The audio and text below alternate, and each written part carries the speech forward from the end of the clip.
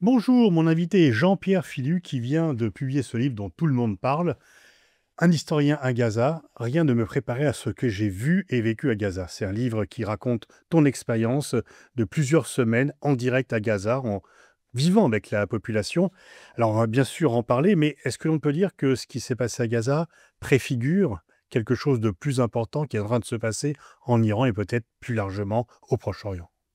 C'est en effet un des chocs, de ma découverte de Gaza, c'est de comprendre sur place, dans l'horreur, de cette, situation imposée donc désormais depuis plus de 20 mois à la population locale, que Gaza pouvait être un laboratoire pour quelque chose d'encore pire, d'encore plus vaste et que, la guerre, sans fin, sans but militaire que Netanyahou, inflige à Gaza, mais aussi sa guerre contre le droit international, contre toutes les normes qui font que les relations internationales sont plus ou moins apaisées, eh bien, cette guerre, il la poursuit aujourd'hui, bien au-delà, de Gaza, contre l'Iran et cela fait vraiment, froid dans le dos. Et ça pourrait s'étendre encore plus loin. Si on a l'impression que Netanyahou a testé sur Gaza qu'il n'y avait pas de limite, qu'on ne lui mettait pas de limite, et que donc, quand on lui met pas de limite, il peut aller plus loin. Et là, de nouveau, il le fait. On peut avoir plus que des réserves sur le régime iranien. Le recours à la guerre est quand même interdit. Il déclare une guerre et en fait, les pays occidentaux disent on va protéger la sécurité d'Israël. Donc, on récompense un peu le contrevenant. Est-ce que ça peut aller encore plus loin? Je ne suis beaucoup moins spécialiste de l'Iran que de Gaza, que je connais intimement, mais on voit qu'au bout de plus de 600 jours, la soi-disant victoire totale contre le Hamas à Gaza n'a jamais été remportée, alors que, la population locale a payé un tribut exorbitant. Donc il n'y a pas eu de changement de régime, de regime change à Gaza, bien au contraire. Et avec une intervention terrestre. Et avec une intervention terrestre et avec un territoire, de Exigu. 360 kilomètres carrés, une population de 2 millions d'habitants, une proximité, opérationnelle et logistique, avec Israël. Donc on imagine ce que ce serait à l'échelle d'un pays, continent, comme l'Iran, avec les précédents qu'on a maintenant en tête, en Irak, ou en Libye. Alors, tu es l'historien de Gaza. Tu as écrit la seule histoire de Gaza qui Mmh. existe dans toutes les langues, qui est allée de nombreuses fois. Donc, quand tu as appris les événements, tu as voulu y retourner. Comment ça s'est passé? Oui, c'était devenu, un impératif intellectuel, mais je dirais presque une nécessité, physique, morale. Je ne pouvais plus regarder cette, tragédie de loin, parce que je sentais que malgré toute la documentation que j'accumulais, je perdais pied. Parce que la réalité sur place, était en train d'être brutalement, bouleversée, sous nos yeux, en tout cas ce qu'on croyait être sous nos yeux. Et donc, je voulais retourner sur place, faire œuvre d'historien sur place, hein, en documentant, en recherchant, en sourçant, hein. Tout ce qui est affirmé dans le livre est sourcé en notes de bas de page, et pour ça, eh bien, il n'y avait pas d'alternative à l'intégration à une mission humanitaire. Donc, Médecins sans frontières, m'a fait confiance, je lui en suis, très reconnaissant et il n'y a absolument pas de contrepartie, hein, c'est ma décision. L'ensemble des droits d'auteur, sur ce livre, sont versés, à Médecins sans frontières pour son action à Gaza qui, alors là, je peux en témoigner sur place, exemplaire, extraordinaire et digne, de tout le respect, possible dans des conditions extrêmes. Il y a déjà 11 agents de Médecins sans frontières qui ont payé de leur vie cet engagement humanitaire à Gaza. Alors, la réponse des dirigeants israéliens et de leurs relais d'opinion en France, lorsqu'on évoque la situation à Gaza, c'est de dire que les gens sont pro-Hamas. Pourtant, tu es très sévère avec le Hamas et tu parles même du cauchemar dans le cauchemar pour les habitants de Gaza, qui est la domination du Hamas dans un territoire mis sous blocus par Israël. Cette expression de cauchemar dans le cauchemar, elle date de 2010 quand, de jeunes militants de Gaza avaient publié un manifeste pour exprimer leur, désespoir et leur colère, face à cette double impasse, hein. l'impasse israélienne qui visait à traiter Gaza uniquement sous le prisme de la sécurité de l'État hébreu, et l'impasse du Hamas qui refusait d'abandonner ses intérêts factionnels étroits au profit d'une démarche nationale et patriotique. Donc actuellement, la situation à Gaza est infiniment pire, mais il faut savoir que si on considère que le Hamas était là et qui contrôlait la bande de Gaza avant le 7 octobre, aujourd'hui la bande de Gaza a été totalement détruite et ravagée. Et certes, le Hamas a beaucoup perdu, mais paradoxalement, il a été moins touché que l'ensemble de la population. Donc la domination du Hamas est plus forte aujourd'hui qu'elle ne l'était avant le 7 octobre 2023, d'autant que Israël a littéralement liquidé toute forme d'alternative au Hamas dans la bande de Gaza, que ce soit l'alternative politique par refus de l'État palestinien, donc d'une possibilité de rétablissement de l'autorité palestinienne à Gaza, mais aussi l'alternative de la société civile. Quand on détruit toutes les universités de Gaza, toutes sans exception, hein, les 12 universités, il y avait une proportion d'étudiants à Gaza comparable à la proportion d'étudiants en France. On détruit les foyers de pensée critique. Quand on détruit la classe moyenne, quand on détruit toutes les institutions éducatives et culturelles, évidemment qu'on laisse le champ libre au Hamas et à ses gros Oui, bras. parce que c'est la vie intellectuelle qui a été tuée aussi à Gaza. La vie intellectuelle, toutes les bibliothèques, toutes les archives, un grand nombre de monuments, mais aussi la possibilité de faire société et donc d'être comme société un contrepoids à un parti quel qu'il soit, en l'espèce c'est un mouvement islamiste. Or, on a désintégré la société, on n'a pas fait que ravager le territoire. Quand on contraint plus de 2 millions d'hommes, de femmes et d'enfants à se déplacer une fois, 2 fois, 5 fois, 10 fois. Aujourd'hui, on en est pour certains à 12 ou 15 fois. À chaque fois, ils ont tout perdu, hein. Donc on n'a plus de société, on n'a plus ce qui faisait le lien et évidemment, l'impératif de la survie fait que on se replie sur les solidarités immédiates, sur le noyau familial. Donc le Hamas, lui, a toujours ses réseaux, certes affaiblis, mais beaucoup moins. Donc, mais j'avais mis en garde dès la mi-octobre 2023 contre une réoccupation de Gaza en disant qu'Israël tomberait dans le piège du Hamas. C'est ce que Netanyahou a fait, les yeux grands ouverts. Tu expliques même que Israël, pour affaiblir le Hamas, favorise des gangs armés, des gangs mafieux, et leur donne des armes pour aller piller les convois humanitaires qui pouvaient encore passer. Alors quand j'ai révélé ce scandale absolu hein, de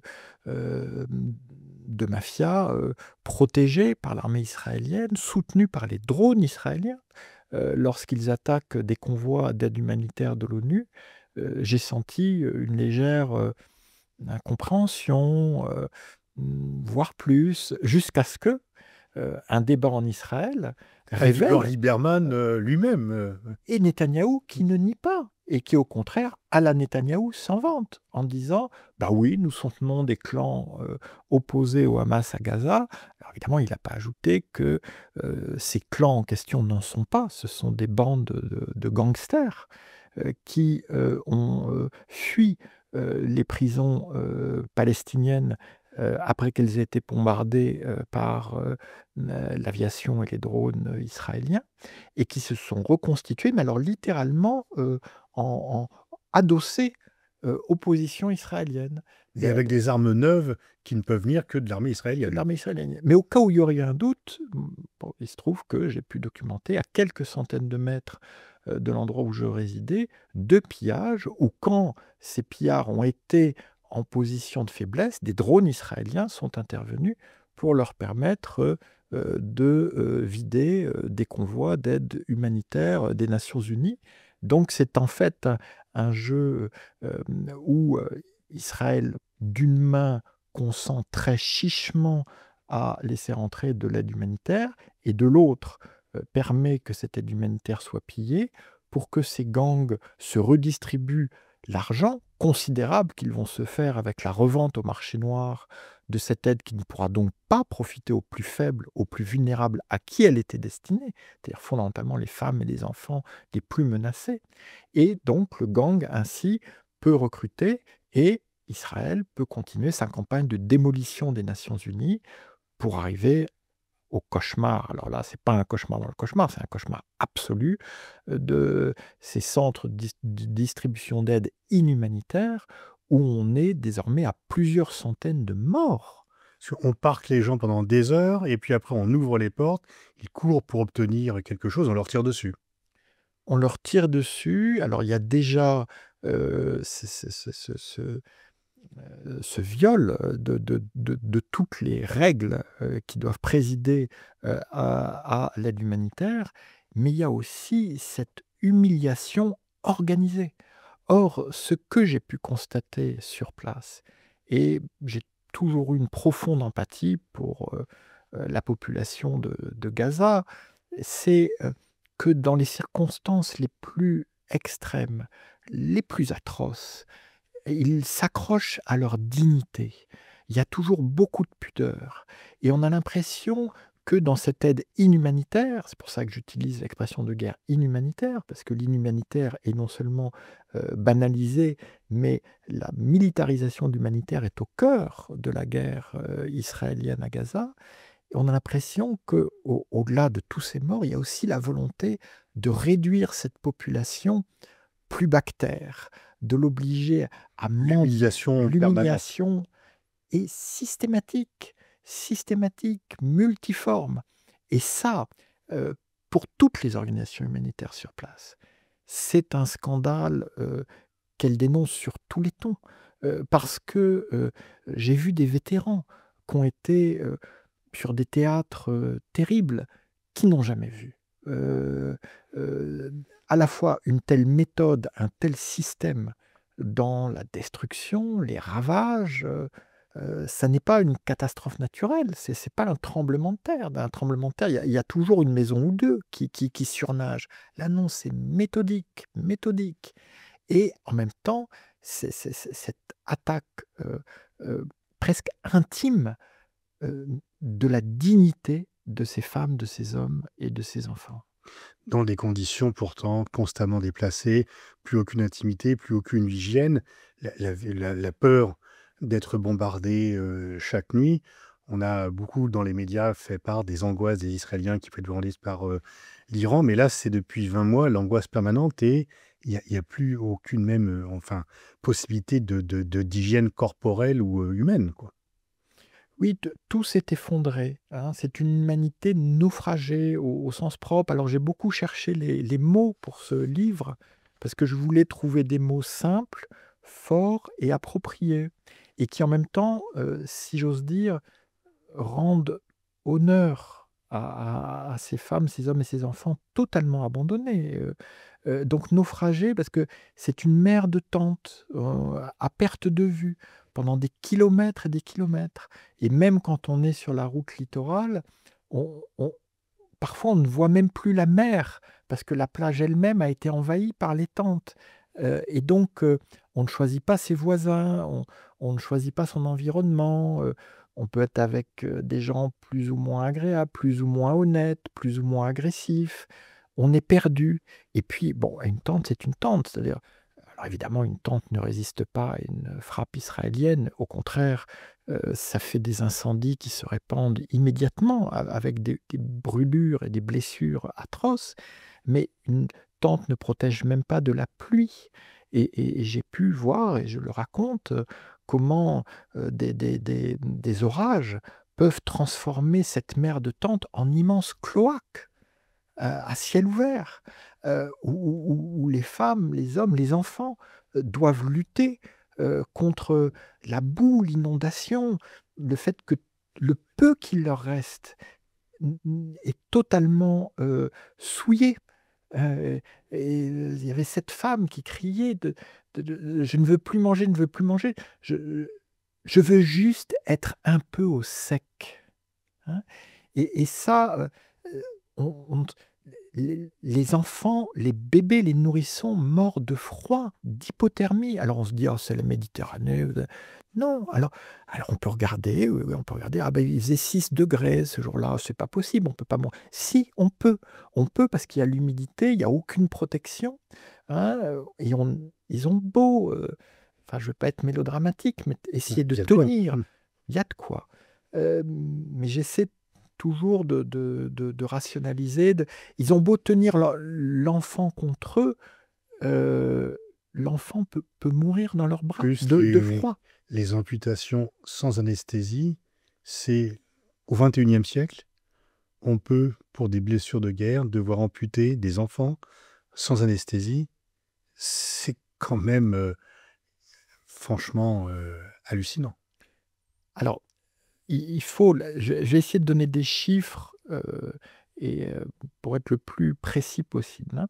On est à plus de 55 000 morts incontestables, tués par l'armée israélienne. Pourquoi je dis incontestables? Parce que ce sont les morts, des dépouilles enregistrées, je l'ai vu, dans les hôpitaux, hein, avec la morgue qui est à côté de l'hôpital, hein, et avec parfois des nuits terribles, des scènes terribles. Et donc ça veut dire qu'on n'enregistre pas les dépouilles ensevelies sous les décombres, ni les corps qui ont disparu dans les bombardements incendiaires. Ni ceux qui meurent suite de leurs blessures. Voilà, non, mais il y a déjà, Là, procédé, voilà, déjà ça. Et et le rêve de beaucoup parce qu'ils me l'ont exprimé, c'est de mourir entier. Parce qu'en plus, dans la mort, on peut être démembré, hein, et parfois les morceaux sont tu éparpillés, racontes l'histoire d'un enfant qui dit: «Mon copain est mort, il va aller au paradis, mais comment il va faire? Il a plus sa tête». il n'a plus sa tête, oui, oui, ça et du coup, jusqu'à ce qu'il ait pu dire ça, pendant des jours, il ne mangeait pas, il ne parlait plus. Et donc ça, et sur ces 55 000 morts, il y a 16 000 enfants, c'est incontestable. À l'échelle de la France, c'est 1 700 000 morts, dont un demi-million d'enfants. Ce sont les morts directes, incontestables, morts minimales, donc après on considère qu'il y a un nombre équivalent de victimes indirectes. Effectivement les blessés, les mutilés qui ont pas pu être soignés, les malades chroniques, et ce que j'ai découvert sur place, parce que moi j'ai appris énormément sur place, c'est que, en fait, la malnutrition qui est avérée, hein, qui est documentée, fait que, les blessures ne cicatrisent plus. Une infection qui pourrait être bénigne va soudain devenir, terrible. Le problème d'hygiène généralisée, la gale, le retour des épidémies. La polio, la rougeole, la coqueluche, la méningite avaient disparu de Gaza, disparu. La couverture vaccinale était universelle. Ces épidémies reviennent.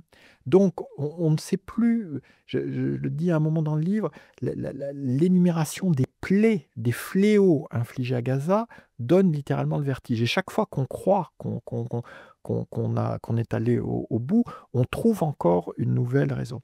Et je suis quand même, voilà, un chercheur en sciences sociales, il se trouve que j'ai pas du tout, c'était pas du tout li mais j'ai trouvé un échantillon, et cet échantillon, ce sont les chrétiens de Gaza. Alors les chrétiens de Gaza, on peut pas dire qu'il y a, des militants du Hamas, et encore moins, des combattants, des brigades Qassam. Hein, c'est une population, d'1 millier d'habitants, dans Gaza. Il y a eu plus de 20 morts, aujourd'hui c'est plus. Ça c'était en décembre, aujourd'hui c'est plus. Donc tués directement dans des bombardements d'églises ou dans des tirs, snipers à l'intérieur de sites religieux. Et il y a eu, plus d'une vingtaine de morts, très largement, donc cancer, péritonite, faute d'accès aux soins, faim, avec, dérèglement, et donc on est à 2-2,5 % de morts directes et 2-2,5 % de Alors que morts la Nakba, indirectes. c'était, tu le dis, 1,3 Voilà. de la population. Donc on est déjà à 2 fois plus. 2 fois plus. Donc, par rapport donc à la catastrophe fondatrice, hein, de la tragédie palestinienne, donc 1948-49, donc en termes absolus, c'est clair, les chiffres sont infiniment plus importants et en termes relatifs, on est déjà au double. Donc, c'est là, sans conteste, hein, la plus grande tragédie qu'ait jamais connue le peuple palestinien dans une histoire qui est saturée de tragédies. Tu écris que Gaza était autrefois une oasis réputée pour sa richesse et sa végétation, la douceur de son climat. Si on rebobine un peu l'histoire, lorsqu'il y a le départ unilatéral contre lequel le camp de la paix israélien avait dit, Shlomo avait dit, il ne faut pas le faire unilatéral, il faut négocier, le plan unilatéral de retrait de Sharon, il y avait un plan de la Banque mondiale, Wolfenson, qui n'est pas un membre du Hamas, et on voyait donc une possibilité de faire ce Singapour sur la Méditerranée, tout ceci a volé en éclats. Oui, oui, ça avait été donc, Wolfenson, ancien patron de la Banque Banque mondiale. mondiale, qui, présente, au G7 un plan de 3 000 000 de dollars, pour, réhabiliter, le port de Gaza, l'aéroport de Gaza. La clé de toute façon de Gaza, c'est l'ouverture au monde, hein, parce qu'il y a l'impasse israélienne, l'impasse palestinienne, puis il y a l'impasse humanitaire. On voit bien que tant qu'on est dans cette situation-là, l'humanitaire devient de plus en plus difficile à mettre en œuvre. Alors que Gaza a toutes les ressources.